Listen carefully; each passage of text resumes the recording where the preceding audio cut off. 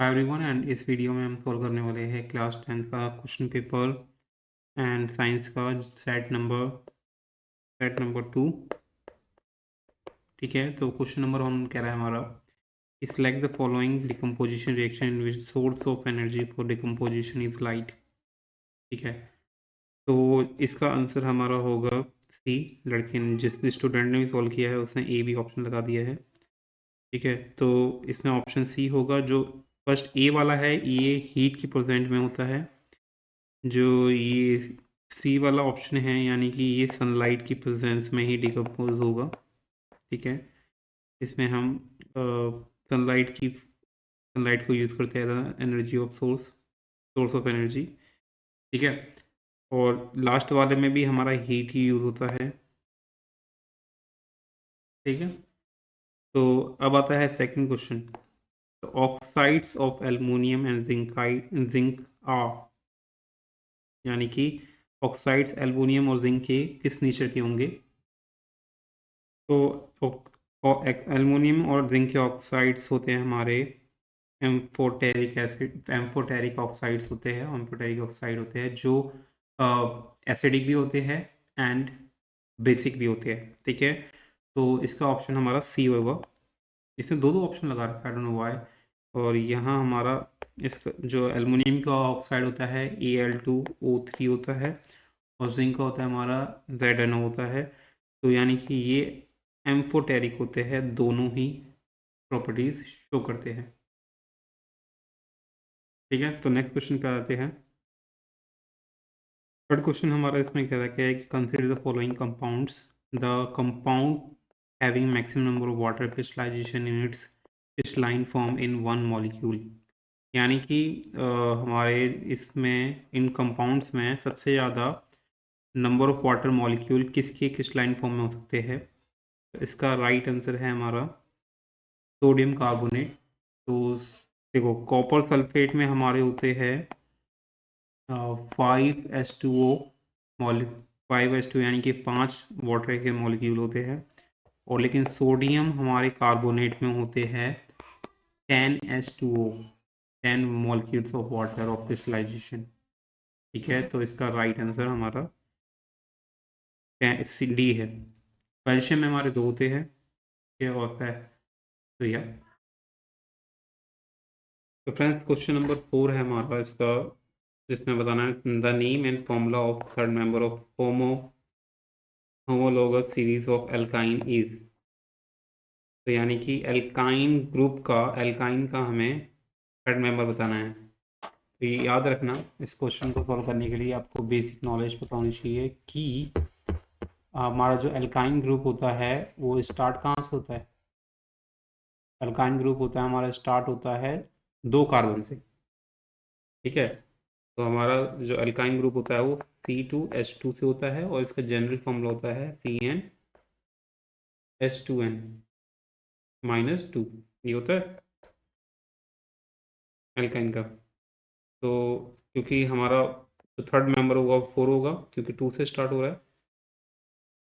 तो H में कितने होंगे हमारे, H में होंगे 2 × 4 - 2, यानी कि C4H6 हमारा राइट आंसर होगा, यानी कि ब्यूटाइन हमारा राइट आंसर होगा। फाइन, सो या let's move to the next question. Next question है गाइस हमारा इसमें fifth. Metal and a non metal that exist in a liquid state at the room temperature are respectively. यानी कि कौन से metal and दो non metal है जो लिक्विड स्टेट में पाए जाते हैं रूम टेम्परेचर पे। तो इसका आंसर हमारा होगा ब्रोमीन एंड मरकरी। मरकरी तो आपको मोस्टली पता ही होगा, लेकिन ब्रोमीन हमारा नॉन मेटल होता है जो लिक्विड स्टेट में पाया जाता है at room temperature. Understood.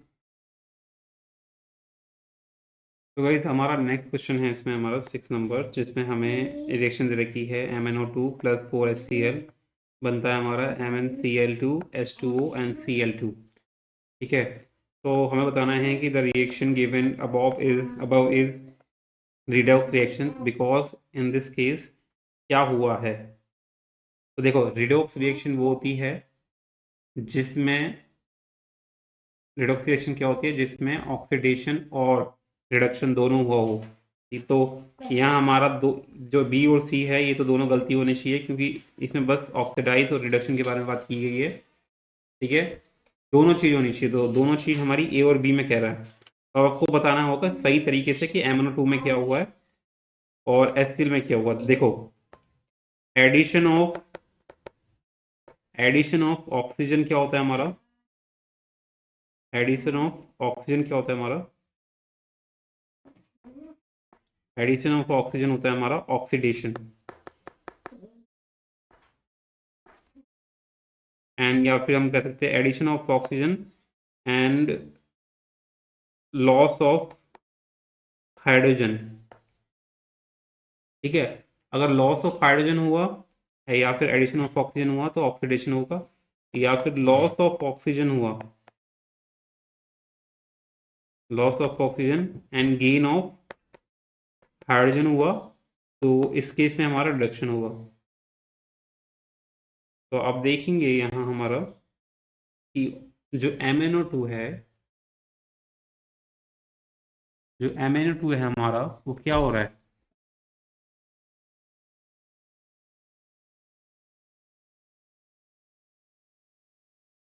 MnO2 में हमारा और लॉस ऑफ ऑक्सीजन हुआ। तो लॉस ऑफ ऑक्सीजन मतलब क्या होता है, रिडक्शन होता है, यानी कि MnO2 हमारा रिड्यूस हुआ है।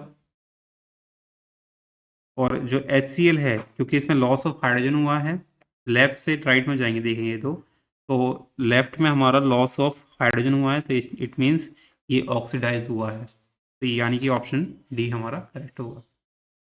ठीक है, let's move to the next question. तो भाई नेक्स्ट क्वेश्चन हमारा ये है कि इसमें when 2 ml of sodium hydroxide is added to a few pieces of granulated zinc in the test tube, then warmed, the reaction that occurs can be written in the form of balanced chemical equation। तो हमें chemical equation बतानी है इस प्रक्रिया की, इसमें sodium hydroxide को 2 ml of sodium hydroxide को ग्रैनुलेटेड जिंक में मिक्स किया जाता है टेस्ट ट्यूब में, तो हमारा क्या बनेगा। तो इसका ऑप्शन हमारा बी होना चाहिए है इसका राइट आंसर, क्योंकि जब हम सोडियम हाइड्रोक्साइड को जिंक के साथ रिएक्शन कराएंगे तो हमारी हाइड्रोजन गैस निकलती है। ठीक है, तो ये जस्ट याद रखना, और इसका राइट आंसर ये है। फाइन।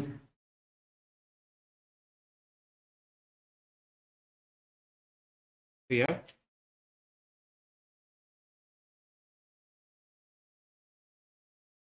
और यहाँ इसमें बोला है कि बैलेंस केमिकल इक्वेशन भी है, तो बैलेंस इक्वेशन भी आपको देखनी है कि जैसे यहाँ सोडियम 2 है तो यहाँ सोडियम 2 होनी चाहिए, यहाँ Na2 है। ठीक है, जिंक 1 है, जिंक 1 होना चाहिए। ऑक्सीजन यहाँ हमारे 2 है तो ये लेफ्ट साइड में भी 2 होनी चाहिए। अगर सी में देखेंगे तो सी में भी हमारा सेम केस हो रहा है, लेकिन यहाँ हमारा Na2 होना चाहिए तभी सी के साथ मैच होता। तो मेक श्योर आपको बैलेंस इक्वेशन देखनी होगी, तो यहाँ हमारा बी ऑप्शन है, तो क्रॉस चेक कर लो कि ये तो आपने सही लगाया नहीं लगाया। Next, let's move to the next question. इस बंदे ने जिसने भी क्वेश्चन सॉल्व किया हुआ है ना, इसने मुझे कंफ्यूज कर दिया। दो दो ऑप्शन लगा रखे बंदे ने, मुझे पता है लिखा तो इसने एक ही होगा, दो दो ऑप्शन लगा रखे, मतलब इतना कंफ्यूज कैसे हो सकता है बंदा ये।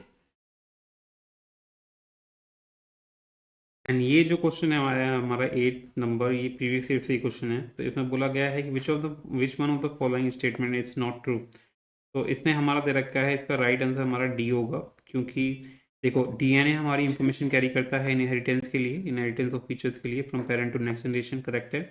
DNA is the source of information source for making proteins, ये भी करेक्ट है।